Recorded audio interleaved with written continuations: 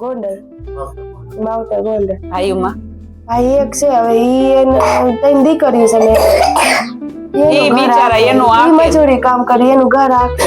હવે આપણે શું કરવાનું? હવે એને આ મમ્મી ને આટલું થઈ ગયું તો 10-15 હજારની તો દવા થતી છે.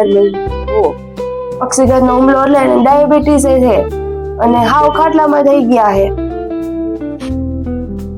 સંડાસ પેશાબ બધું ખાટલામાં અટવાઈ. કઈ વાંધો નહીં, હિંમત જો આપણી ઉપર નાખ્યું છે ભગવાને તો આપણે જ હિંમત રાખવી પડશે. તારે આ બે મોટા તો આપણે કરવાના છે. મોટા થઈ આ આપણી ફરજ છે. હા 10 વર્ષ ધ્યાન દઈશ ને કે હમણાં છોકરો મોટો થઈ જાય અને છોકરી થઈ જાય. અને બાકી જો સમાજ, આપણો સમાજ હારે અમે છીએ કાંઈ પણ અમે સર્વ સમાજમાં બધાને દઈ, પણ તું તો આપણા સમાજની છો એટલે તમ તાર જરૂર પડે ને ત્યારે કેજે અમે એની ટાઈમ છોકરાની ફી મેરેજ થયા હે.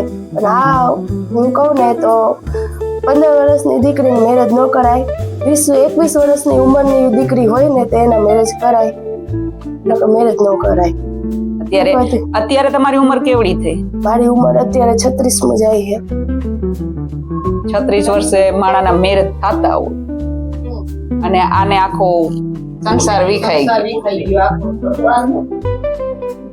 કાઈ નહીં, હવે ધરો રાખજે, હિંમત રાખજે હો. અને કઈ જરૂર પડે ને આમાં લખેલા છે ત્યારે તમ તાર ગમે ત્યારે ફોન કરજો.